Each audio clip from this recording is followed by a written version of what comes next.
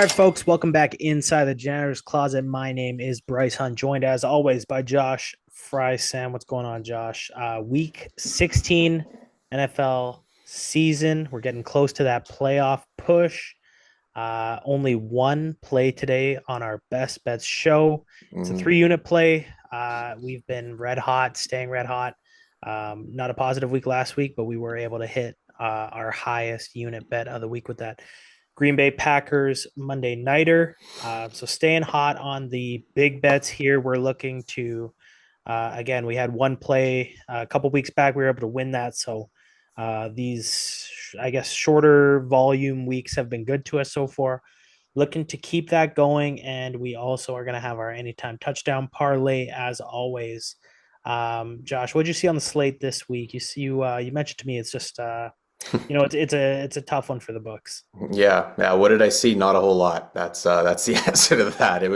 It's tough, man. Like this time of year, between the injuries that some teams have. I mean, there's so many injuries to key players. This week in particular, and then that coupled with just the time of the year it being, and then also parlaying that with the books, the Vegas is just the pricing is right on a lot of these games right now, or at least it looks like the price is right on a lot of these. So it's kind of just tough to find an edge here and there. But obviously, we did find one that we like enough here. There was a couple of games that you're kind of looking at, and for example, you and I were just talking before we got on here with the Falcons and the Giants. I mean, Michael Penix making his first start at home, but it's like he's catching 8.5 points, and it's just like, whoa, or he's laying 8.5. It's like, is that a little too much? That might be a little bit too long. The Giants are bad, but are they that bad? So you consider that. There's also another game that we kind of like that I talked about. I'm expecting that Houston Texans and Kansas City Chiefs game to get down to -3.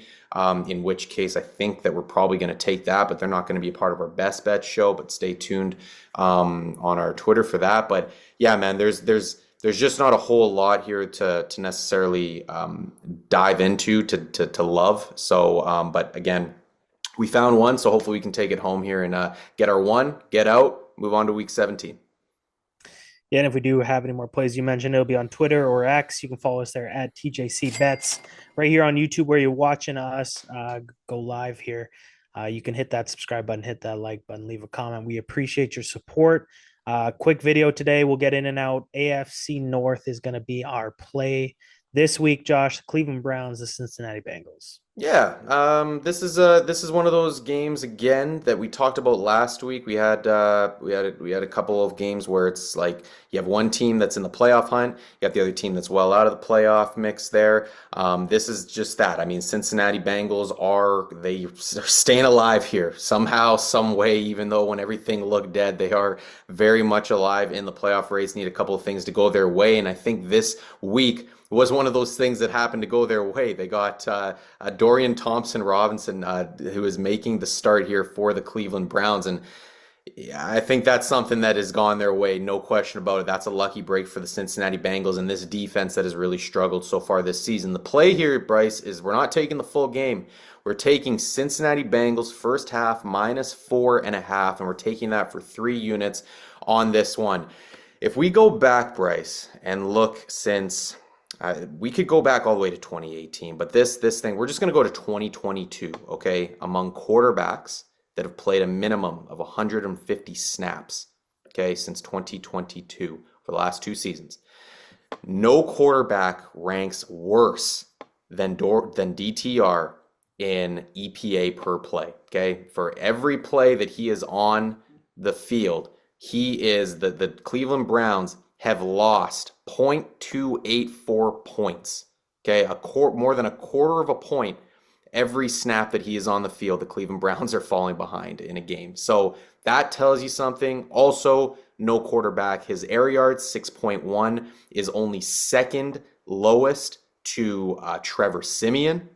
And his completion percentage over expectation negative 12.8 is also bottom in the last 2 seasons. So you're talking about a quarterback now.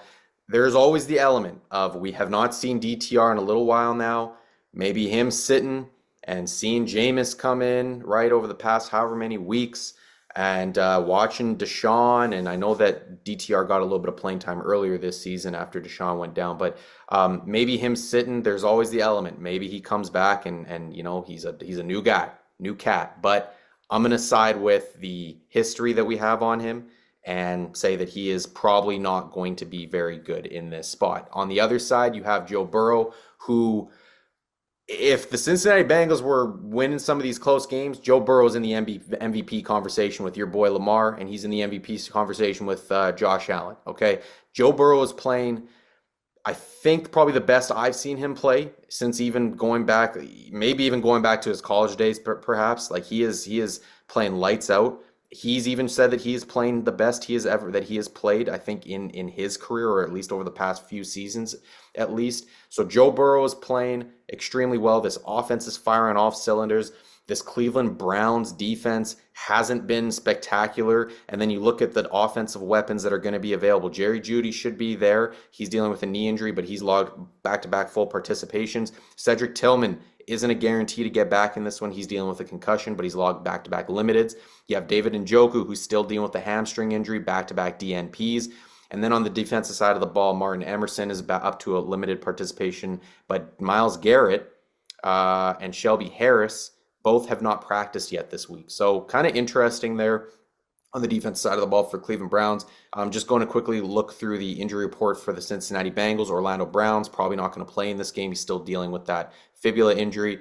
Sam Hubbard has logged back-to-back DNPs. Chris Jenkins back-to-back DNPs. Sheldon Rankins back-to-back DNPs. So you're looking at a Bengals defensive line that is pretty banged up right now. Hopefully some of these guys can get into practice and we can get a couple bodies on the front lines there. But outside of that, I think this is a prime spot for the Cincinnati Bengals offense that has been clicking to really cement themselves here. And Joe Burrow's even called out this team in recent weeks for, the lack of, not necessarily lack of effort, but just not the lack of finish that this team has had. So I think that Joe's going to continue to do his thing. Hopefully he sees a step up from the defensive side of the ball. Guys playing maybe a little bit above their weight class against a lesser opponent with the playoffs firmly on the line here. This is a playoff game for Cincy. So let's see Cincinnati come out firing. Last thing, sorry that I completely forgot about this. Stats-wise, Cincinnati is one of the best teams in the NFL this season in the first half. They're averaging over 13 points a game. Meanwhile, the Cleveland Browns are giving up among the most points per game in the first half this season. And also they're not scoring very much. They're among the worst in the league, I think around 6 points per half in the first half this season. So Cleveland's bad first half. Cincinnati's good first half. Cincinnati's good. Cleveland's bad. Cincinnati first half -4.5 for 3 units is the play.